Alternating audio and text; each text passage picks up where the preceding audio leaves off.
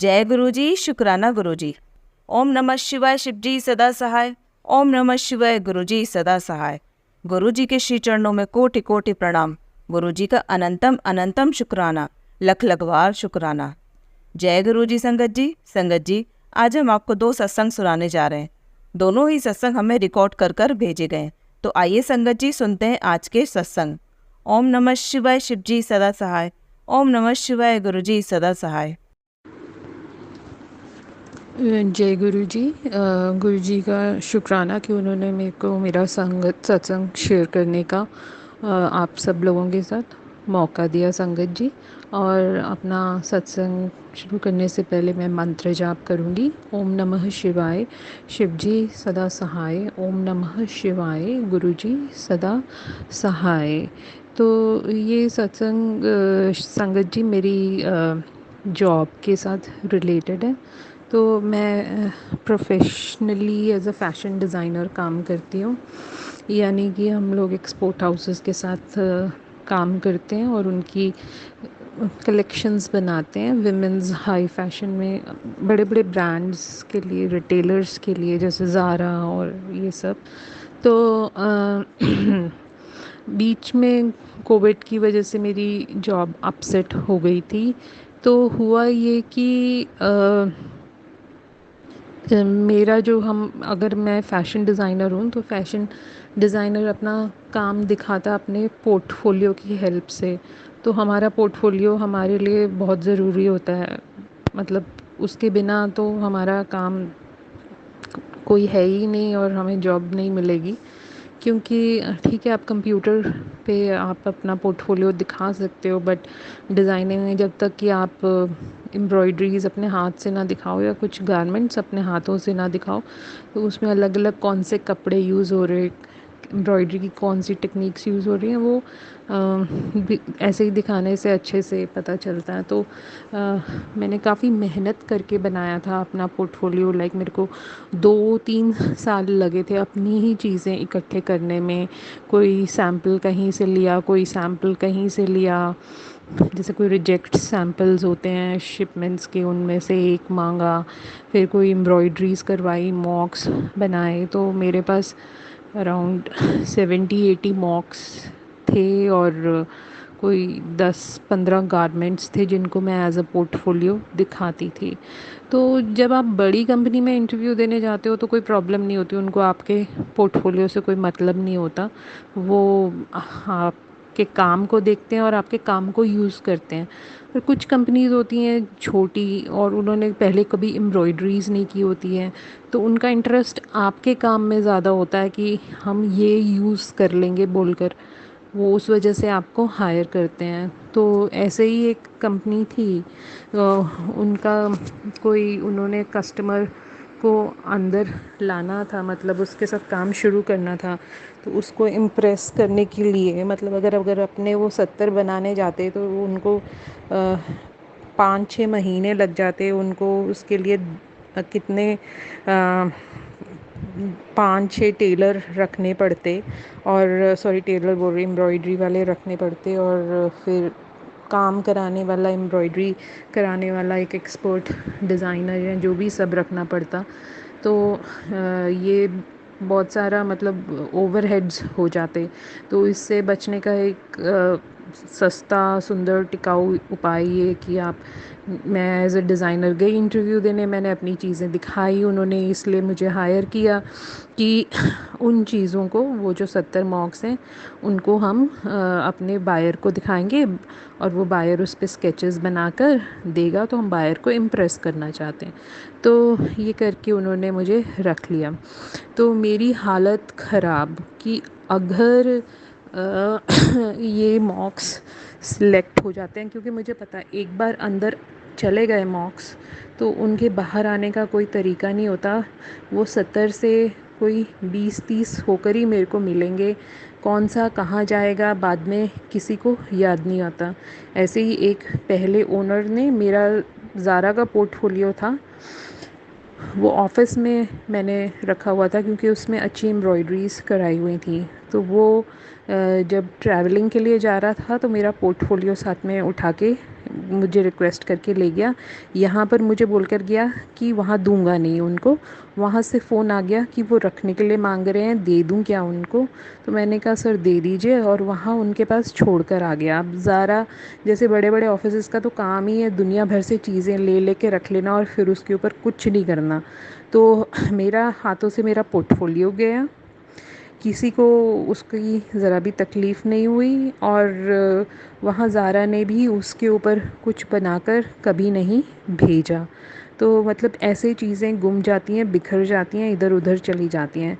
तो वो तो चलो एक फ़ाइल में एक छोटा सा पोर्टफोलियो था, कोई उसमें 10 एम्ब्रॉयडरीज़ होंगी, बट यहाँ 70 एम्ब्रॉयडरीज़ और 15 गारमेंट्स ऐसे मैं गवा नहीं सकती थी।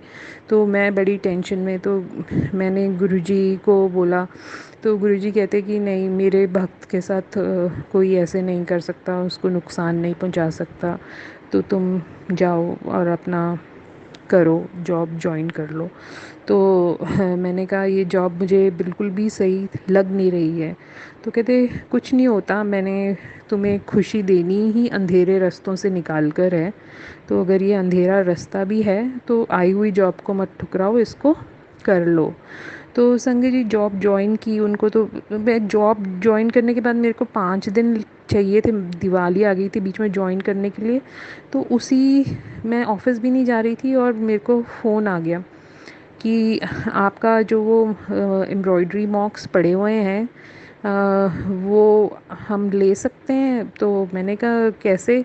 तो कहते कि आपके घर, मैंने कहा मैं तो हूँ नहीं घर पे, मैं चंडीगढ़ आई हुई हूँ, दिल्ली में घर तो लॉक्ड है।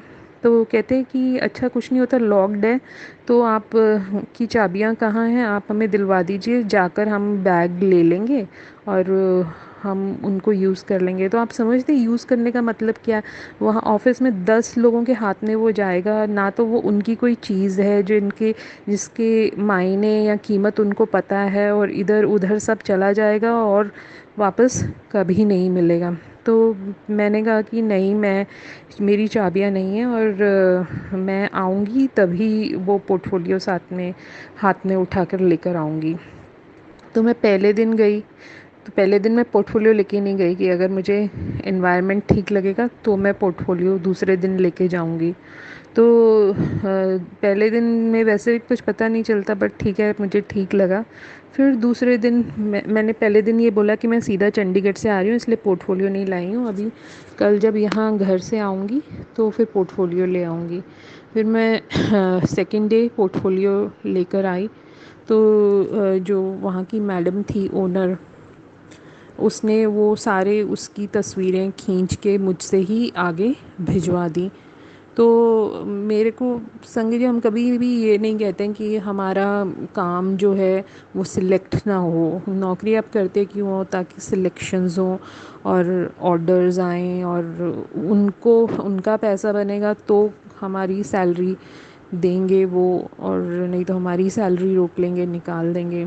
तो ये पहली बार था, मुझे अच्छे से पता था कि इन्होंने अब फ़ोटोएँ भेज दी हैं, बनाने के लिए मॉक्स लाने पड़ेंगे मुझे यहाँ पर, और फिर बाद में ये मॉक्स भी भेजेंगे और पता नहीं क्या हालत हो जाएगी। चीज़ें इधर उधर सारी मेरी गुम जाएंगी, बिखर जाएंगी, कहीं खो जाएंगी, और किसी को कोई दर्द नहीं होगा। तो बल्कि क्योंकि अब गुरुजी ने तो बोला था कि नुकसान नहीं पहुंचा सकते, नुकसान पहुंचाने का एक ही रास्ता था कि कुछ काम ही ना हो उन पे, और फिर यही हुआ। और पहली बार मुझे ज़िंदगी में खुशी हुई कि हम जो बायर को चीज़ें भेजी थी, बायर ने उस पे इनको कुछ नहीं बना के भेजा, और बायर आया भी नहीं अंदर। तो अब जब बायर ही नहीं अंदर आया तो ये कि मुझे रख कर क्या करेंगे? तो 1-2 महीने इन्होंने मुझसे जो प्रोजेक्ट्स थे वो करवाए, फिर उसके बाद मुझे भी निकाल दिया, बट मुझे उसका इतना गम नहीं था। नहीं तो मैं ये सोच कर भी मैं सोच भी नहीं पाती थी कि मेरे हाथ में कुछ भी नहीं होगा आगे इंटरव्यूज़ पे दिखाने के लिए, तो कैसे चलेगा। तो एक तो इस जॉब में गुरुजी ने ऐसे मुझे बचाया, और दूसरी एक जॉब में भी फिर से यही सिचुएशन आई। क्योंकि मेरे एक सीनियर ने ही मुझे बुला लिया कि मैं यहाँ पे एज अ डायरेक्टर ज्वाइन कर रहा हूँ, तो तुम भी आ जाओ एज अ डिज़ाइनर।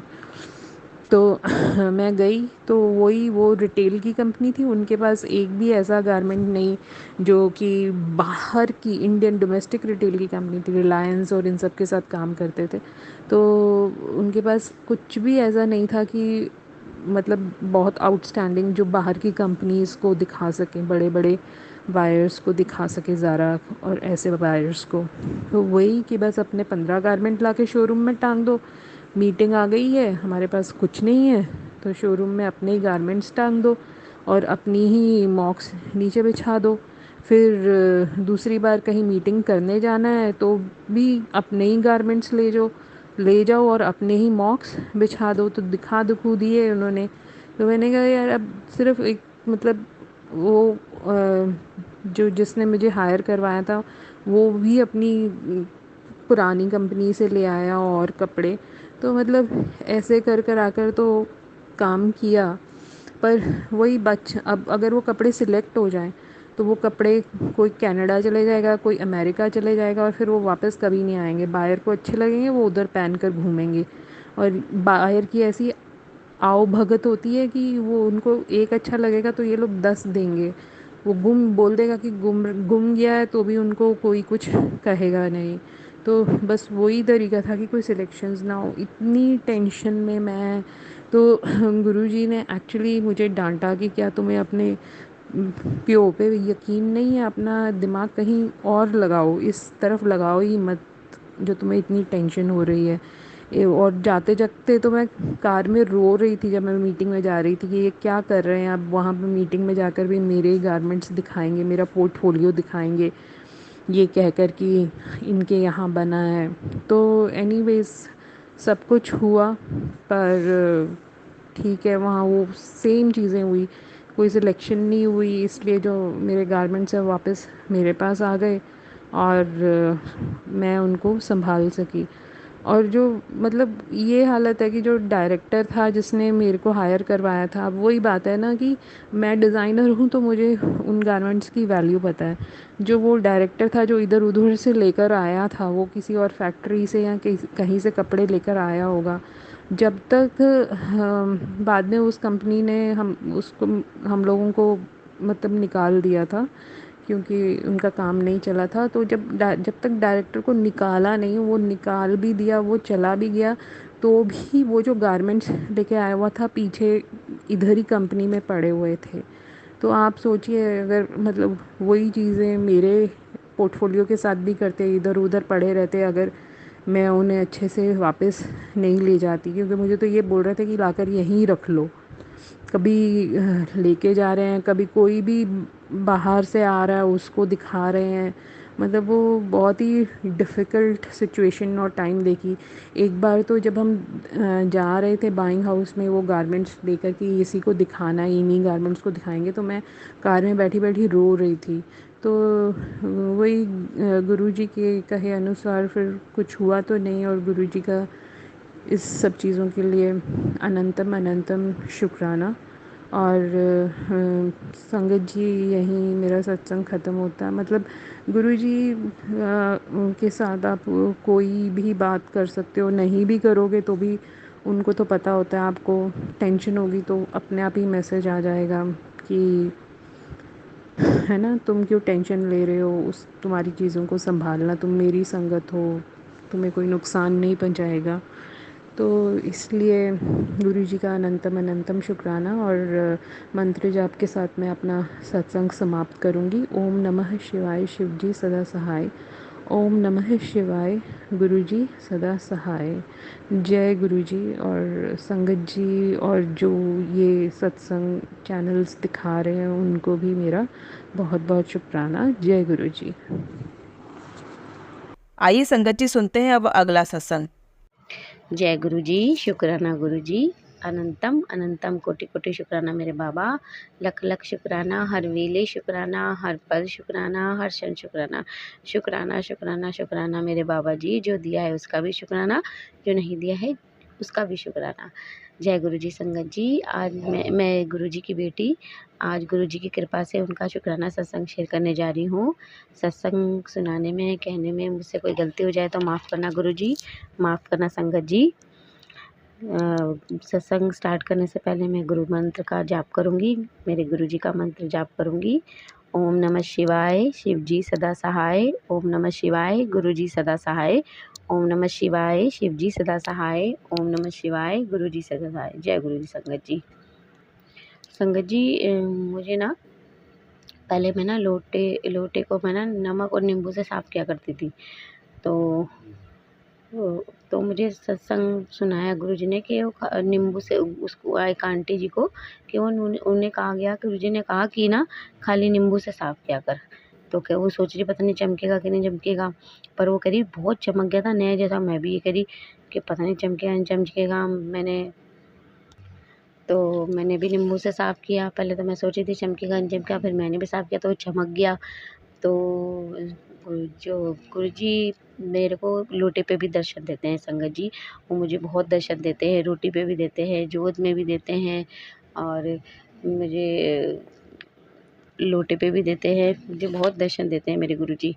तो मैं फिर जब मैंने नींबू से मांझ के रख दिया ना मंदिर में, तो मैं कह रही कि इसमें बहुत हल्के-हल्के स्वरूप नज़र आ रहे हैं, क्योंकि पहले मैं जब नमक नींबू से मांजती थी ना संगत जी, तो उसमें जो भी कुछ बनता था ना स्वरूप गुरुजी दर्शन देते थे, वो साफ-साफ दिखाई देते थे काफ़ी।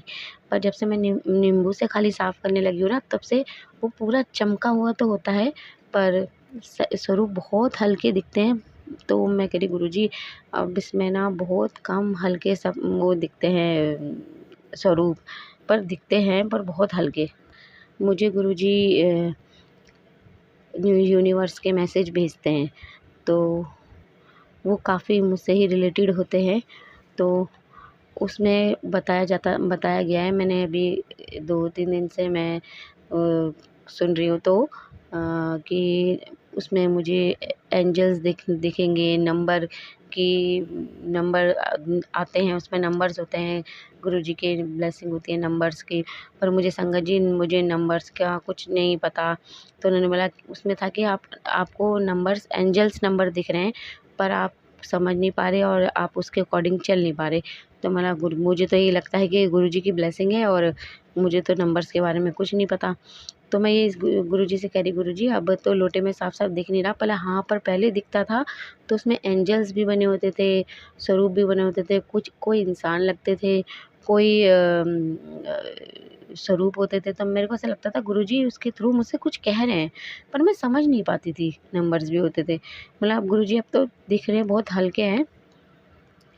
कहते हैं यूनिवर्स की जो वीडियोस होती है उसमें ये बताया जाता है, कई चीज़ें मुझसे रिलेटेड ही होती है, तो उसमें वो ये कहा जाता है कि मेरा जो गुरुजी ने मुझे जोड़ा है अपने से, वो किसी उद्देश्य से जोड़ा है। तो कोई उद्देश्य है जो मुझे नहीं पता कौन-सा उद्देश्य क्या, पर वो कोई उद्देश्य है और ऐसे इंसान की परीक्षाएँ होती है और वो इस हद तक होती है कि जब वो ये सब भूल जाता है कि मुझे क्या चाहिए, क्या नहीं चाहिए, मतलब वो सब कुछ पूरा सरेंडर कर देता है। एक बार को मतलब इतना वो हो जाता है कि ये भी मुझसे ये गलती हो रही है, मुझसे वो गलती हो रही है, मैं क्या करूँ, अब मैं क्या करूँ? तो वो परेशान होके पूरी तरीके से सरेंडर कर देता है और वो कह देता है गुरुजी अब आप जानो, आपका काम जानो, मैंने सब कुछ आप पे छोड़ दिया, आपको सब कुछ सौंप दिया, अब आप जानो, आपका काम जाने, जो आपको ठीक लगता है वो करो। मेरे जो रास्ता आप जिस रास्ते पे चलाओगे मैं चलूँगी, जो आपको ठीक लगता है वो। तो उसमें मैंने भी सुना, तो मुझे भी लगा हाँ, मेरे साथ भी ऐसे ही हो रहा था। मैंने पूरा सिलेंडर कर दिया हर चीज़ के लिए, हर चीज़ में मुझसे कुछ ना कुछ गड़बड़ी हो रही थी, तो मैं माफ़ी माँगती हूँ, अभी भी माँगती हूँ, मेरी जो गलती होती है मुझसे तो मैं माफ़ी माँगती हूँ। पर अब ना मुझे लगने लगा कि ये चीज़ भी मुझसे कंट्रोल नहीं हो रही, वो चीज़ भी मुझसे कंट्रोल नहीं हो रही, तो अब मैं क्या करूँ? तो मैंने हर चीज़ को गुरुजी के सर पे छोड़ दिया, उनके ऊपर ही छोड़ दिया। बोला गुरुजी अब आप जाने, मैंने तो आप पर छोड़ दिया, आपको सौंप दिया, अब आप जाने, आपका काम जाने बाबा जी। तो मैंने सब कुछ गुरुजी पे ही छोड़ दिया, उनके ऊपर ही छोड़ दिया। बोला गुरुजी अब आप जाने, मैंने तो आपको सब कुछ सौंप दिया, आपको सब कुछ पे छोड़ दिया, अब आप जाने, आपका काम जाने। थोड़ी दिक्कत होती है मुझे कई चीज़ों से अभी भी। मैं गुरुजी से बोलती हूँ गुरुजी अब तो मैंने आप पे छोड़ दिया, अब आप देख लेना। तो कई चीज़ें होती है अब, मतलब गुरुजी के जो मैसेज आते हैं वो यही आते हैं कि अब तेरा कल्याण किता जा ऐश कर, और बहुत जल्दी तुझे खुशखबरियाँ मिलेंगी। और गुरुजी ने तो संगत जी मुझ पे बहुत बड़ी कृपा करी है। मेरे अंकल जी की बहुत अच्छी सैलरी पे और बहुत अच्छी जगह बेंगलोर में जॉब लगवा दी है। तो गुरुजी की कृपा से वो 4 अगस्त को बेंगलोर के लिए निकल जाएंगे। हम यहीं रहेंगे क्योंकि मेरे बच्चे भी पढ़ रहे हैं, पर जल्दी ही गुरुजी की कृपा होगी तो गुरुजी हमें लेकर हमारे अंकल जी के पास ज़रूर लेके हमें जाएंगे। अगले साल जब मेरे बच्चों का रिज़ल्ट आ जाएगा तो हम गुरुजी की कृपा से गुरुजी ही हमें लेके जाएंगे मेरे अंकल जी के पास। पर अभी मैं जा नहीं सकती, मेरे बच्चों के साथ मैं यहीं हूँ क्योंकि बच्चे पढ़ रहे हैं। तो खाली मेरे अंकल जी ही जाएंगे। तो मैं कह रही गुरुजी आपने इतनी कृपा करी है, इतना ब्लेसिंग दी है, इतना कल्याण किया है, मैं आपको बता नहीं सकती। मैं किन लफ्ज़ों में आपका शुक्राना अदा करूँ, मेरे पास लफ्ज़ नहीं है। गुरुपा आप सच में बहुत अच्छे हैं बाबा जी, बहुत ही अच्छे हैं मेरे गुरुपा। मेरे पास शब्द नहीं है आपका शुक्राना करने के लिए बाबा। थैंक यू सो मच मेरे बाबा जी, थैंक यू सो मच। संगत जी आज 31 जुलाई है। आज सुबह मुझे गुरुजी ने एक सत्संग सुनाया, तो मैं सुन रही थी। उसमें कफ़ से संबंधित कोई थी, एक आंटी जी थी, मुझे ये याद नहीं आ रहा कि उनके हस्बैंड को थी, शायद उनके भाई को थी, और वो बिल्कुल ठीक हो गया था। तो मुझे एकदम याद आया कि कितने दिन से मेरे अंकल जी बहुत परेशान थे। पहले उनको अंदर छाले हो गए थे, फिर उनको पेट ठंडा खाना था तो उसकी वजह से उनका गला ख़राब हो गया, और कफ़ की प्रॉब्लम उन्हें रहती ही है, बहुत रहती है। तो मैं बड़े दिन रोज़ परेशान होती थी, मैं बहुत प्रार्थना करती थी, जल प्रसाद के साथ भी दवाई दे रही थी, सब कर रही थी।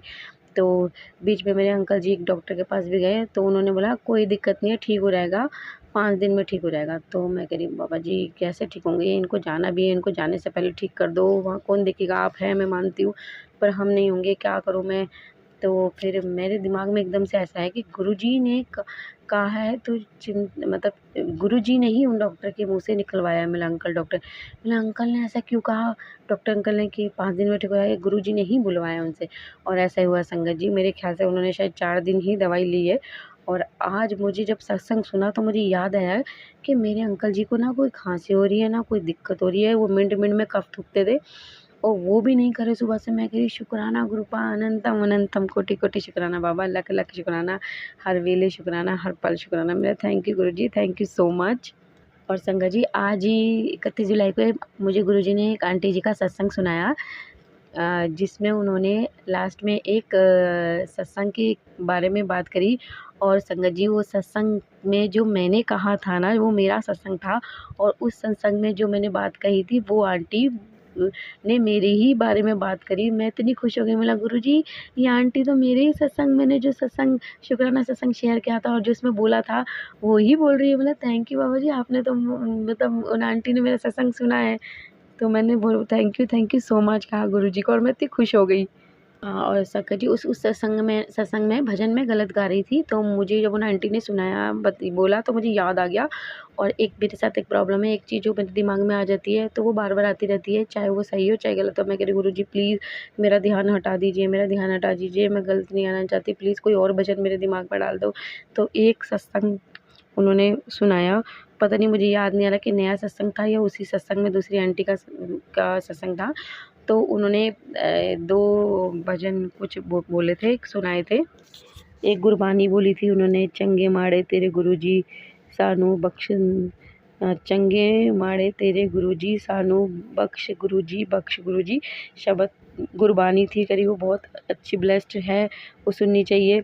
और एक वो था भजन था गुरुजी का, मेहरा वाली साइयाँ रखी चरना दे कोल, मेहरा वालिया साइयाँ रखी चरना दे कोल। ये सुन के मैं इतनी खुश हो गई, मतलब गुरुजी ये तो मुझे भजन मुझे भी बहुत पसंद है। तो मेरे दिमाग में जब गुरुजी ने ये डाल दिया तो मैं यही गुनगुनाने लगी, मतलब हाँ गुरुजी वो हटा दीजिए, मैं गलत नहीं गाना चाहती। तो देखिए संगत जी गुरुजी कितनी जल्दी अपने बच्चों की सुनते हैं। मुझे ना संगत जी बड़बड़ाने की आदत है। मैं ना हूँ थोड़ी परेशान, घर में मैं जॉइंट फैमिली में रहती हूँ और मैं ना परेशान होती हूँ किसी बात से, तो मैं किसी को कुछ कहती तो नहीं हूँ, पर मैं अपने आप से बड़बड़ाती रहती हूँ। तो मुझे यूनिवर्स का एक मैसेज आया कि आप नेगेटिविटी अपने अंदर ले रहे हैं जो दूसरों की। तो मैं गुरुजी से पास गई, मैं बोला गुरुजी बताओ मेरी क्या गलती है? अब मैं हूँ परेशान, तो मैं किसी से कुछ कहने तो नहीं जा रही, अब मैं क्या करूँ बताओ? आपसे कहती हूँ या खुद से बड़बड़ाती हूँ? तो फिर मेरे को पता नहीं क्या हुआ और मैंने गुरुजी से को कहा कि गुरुजी ये भी मैं आप पे छोड़ती हूँ। ये जो मेरी बड़बड़ाने की आदत है ना, जो मैं परेशान होती हूँ, चिंता करती हूँ, घबराती हूँ, ये सब भी मैं आप पे छोड़ती हूँ, आपको सौंपती हूँ, आप पे छोड़ती हूँ। अब आप जाने, आपका काम जाने। तो संगत जी उसके बाद से ना मैं मतलब मैंने उस चीज़ को लेके मैं नहीं बड़बड़ाई जो मैं बड़बड़ाती रहती थी। मैं कह रही गुरुजी आप तो, मैं बता नहीं सकती, आप तो, क्या मैं शब्द यूज़ करूँ? आप कमाल हो, आप कमाल हो गुरुजी, आप कमाल हो। गुरुपा गुरुजी का 2 दिन से मैसेज आया था कि तुझे 2 खुशखबरियाँ मिलेगी। तो एक तो मुझे खुशखबरी मिली कि मेरे अंकल जी पहले 4 तारीख की सुबह बैंगलोर जा रहे थे, सुबह-सुबह में, कि इस दिन संडे है, बच्चे उठेंगे भी नहीं, पता नहीं ठीक से मिल भी नहीं पाएँगे। पर आज फ्लाइट चेंज होके, कैंसिल होके शाम की हो गई। तो मैं कह रही वाह गुरुजी आप तो बहुत अच्छे हैं, हमें मेरे अंकल जी के साथ और थोड़ा टाइम स्पेंड करने को मिलेगा, हम अच्छे से मिल के वो हमसे जाएँगे शाम को। तो मेरे लिए तो एक ये खुशखबरी, और दूसरी मेरे लिए खुशखबरी थी कि मेरे अंकल जी बिल्कुल ठीक हो गए। मैं शुक्राना अनंतम अनंतम कोटि-कोटि शुक्राना बाबा, लख-लख शुक्राना। जी, मेरे गुरुजी कहते हैं कि तू मेरी ज़िम्मेदारी है। तो और संगत जी मेरे लाइफ में मेरे अंकल जी मुझसे प्यार तो बहुत करते हैं, पर उन्होंने बहुत धोखे दिए हैं मुझे। तो गुरुजी का मुझे मैसेज, मैं उस चीज़ के लिए उन्हें सुनाती रहती हूँ, हर बात पे बोलती रहती हूँ, मुझे गुस्सा आता है तो। तो गुरुजी ने कहा, उनका एक दिन मैसेज आया कि तू उसे माफ़ कर दे।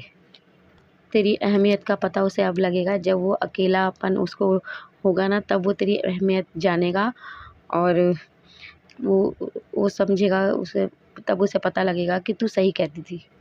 तो बोला नहीं गुरुजी मैं उनसे नाराज़ नहीं हूँ और मैंने उन्हें माफ़ भी कर दिया, मैं तो बहुत प्यार करती हूँ उनसे। हाँ, मैं थोड़ा गुस्सा कर जाती हूँ पर मैं बहुत प्यार करती हूँ और मैं उनसे नाराज़ नहीं हूँ। और वो गुरुजी की कृपा से अब वो बिल्कुल ठीक रास्ते पे चल रहे हैं, ठीक हो गए हैं, वो बहुत बदल गए हैं। पर वो ऐसा नहीं है कि वो मुझसे प्यार नहीं करते, मुझे बहुत प्यार करते हैं, मेरा बहुत ध्यान रखते हैं। पर बस अब वो गुरुजी ने उनकी बुद्धि सही कर दी है, वो ठीक रास्ते पे चल रहे हैं गुरुजी की कृपा से। गुरुजी मुझे बहुत अच्छे-अच्छे मैसेज करते हैं संगत जी। बाबा कहते हैं तेरी तरक्की के रास्ते खोल दिए हैं, तेरा कल्याण किता जा, ऐश कर, इंतज़ार ख़त्म हुआ, खुशियाँ ही खुशियाँ मिलनी है तेनू। मैं इतनी खुश हो जाती हूँ ना, मतलब गुरु बाबा तो मेरे पास जवाब नहीं, शब्द नहीं है संगत जी कि मैं गुरुजी का शुक्राना किन शब्दों में करूँ। मेरे बाबा ने मेरा हाथ बचपन से ही थाम रखा है संगत जी, बचपन से ही थाम रखा है। मैंने बहुत मुश्किलें देखी है बचपन से ही। मैं गुरुजी से बोलती थी कि बुरीबा एक छोटे से बच्चे की क्या गलती होती है जो उसे इतना कुछ सहना पड़ता है। तो गुरुजी ने मुझे बताया था कि बच्चे पिछले कर्मों का फल था जो भोगना पड़ा था तुझे, पर अब तेरे दिन बदल गए हैं, तू चिंता ना कर, मैं तेरे साथ हूँ। और एक दिन ना मैं सोच रही थी संगत जी कि लोग इतने जो, हाँ मैंने कभी कुछ नहीं करा, किसी का बुरा नहीं चाहा, गलत नहीं करा, पर लोग इतनी गलतियाँ करते हैं, वो लोगों का बुरा करते हैं, पर वो फिर भी खुश क्यों रहते हैं? वो तो खुश है। तो ऐसे सोच रही थी, मैंने गुरुजी से बोला नहीं। तो एक दिन मुझे गुरुजी का मैसेज आया था कि तू यही सोचती है ना कि तूने कभी किसी का गलत नहीं किया, फिर भी तुझे इतना दुःख भोगना पड़ा और दूसरे लोग गलत करके भी खुश है। तो तू एक, पहली बार तो तू अपने आप को किसी से कंपैरिज़न मत कर, और दूसरा तैनू की पता कि पिछले जन्म में उन्होंने अच्छे कर्म किए होंगे, तो इसलिए इस जन्म में वो अच्छी ज़िंदगी जी रहे हैं, और इस जन्म में उन्होंने माड़े चंगे किए हैं, तो अगले जन्म का। तो मैं समझ गई, मैं बोला हाँ जी गुरुजी आप सही कह रहे हैं। तो मतलब वो कहते हैं तू अपने ही कर्मों पे ध्यान दे, दूसरों के कर्मों पे मत ध्यान दे। मैं थोड़े दिन पहले, मेरी एनिवर्सरी 26 जुलाई को थी, हम गुरुजी के आशीर्वाद से उनके बड़े मंदिर गए थे, वहाँ से मैंने गुरुजी का आशीर्वाद, उनकी ब्लेसिंग ली थी लॉकेट स्वरूप।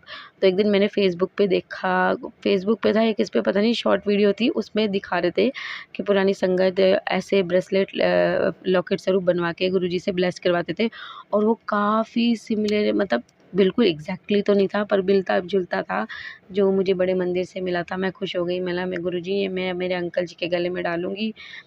तो मैं, गुरुजी का एक दिन मैसेज भी आया था मुझे कि बेटा तेरे घर पर बुरी नज़र लगी थी, मैंने हटा दी, मैंने सब ठीक कर दिया।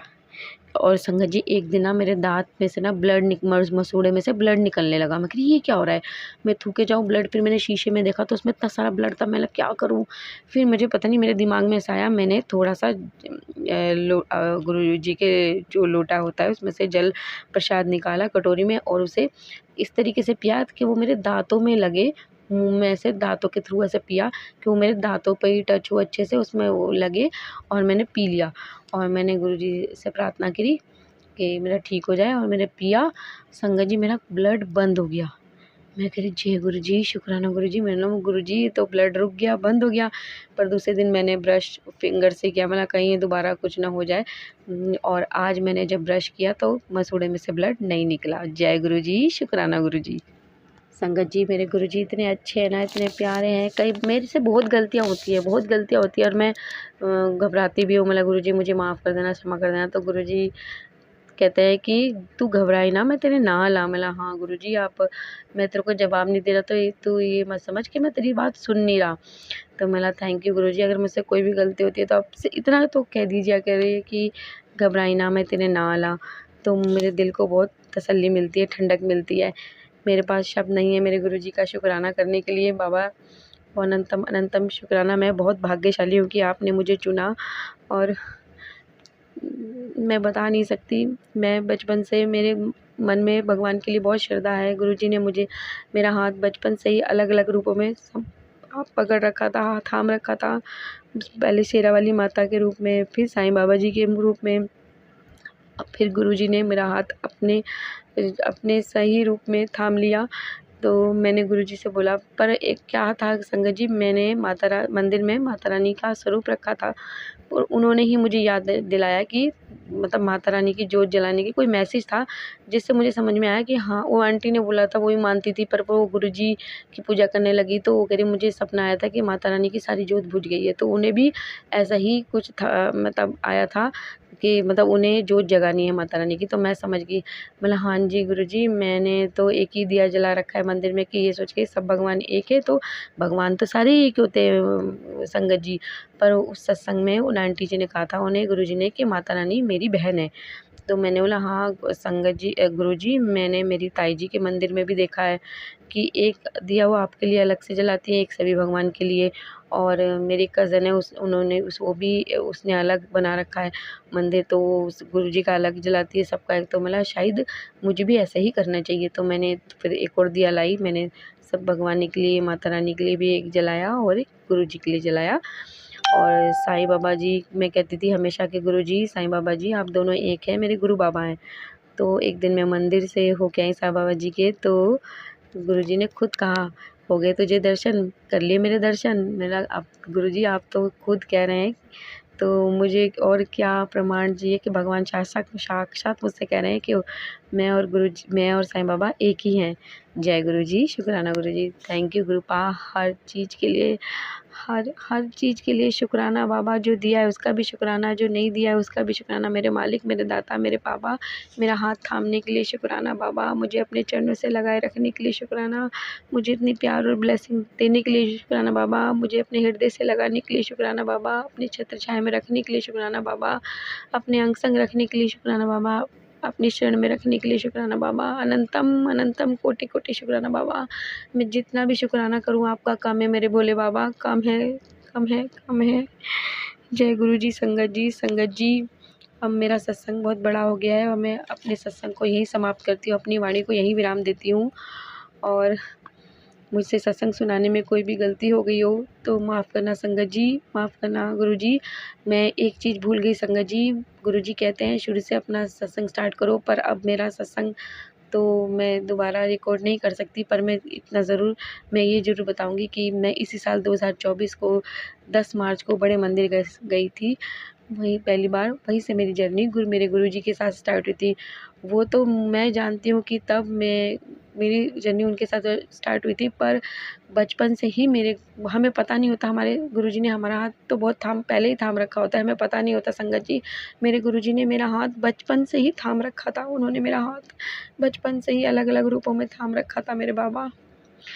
तो अब मैं अपना सत्संग गुरुजी की मंत्र जाप से समाप्त करूँगी संगत जी। ओम नमः शिवाय। शिवजी सदा सहाय। ओम नमः शिवाय। गुरुजी सदा सहाय। ओम नमः शिवाय। शिवजी सदा सहाय। ओम नमः शिवाय। गुरुजी सदा सहाय। जय गुरुजी। शुक्राना गुरुजी। जय गुरुजी संगत जी। जय गुरु जी। संगत जी, अगर आप भी अपना कोई सत्संग शेयर करना चाहते हैं तो लिखकर या रिकॉर्ड करके डिस्क्रिप्शन पर दिए गए व्हाट्सएप नंबर पर भेज सकते हैं। जल्दी आपका सत्संग भी संगत जी के साथ शेयर किया जाएगा। ओम नमः शिवाय। शिवजी सदा सहाय। ओम नमः शिवाय। गुरुजी सदा सहाय।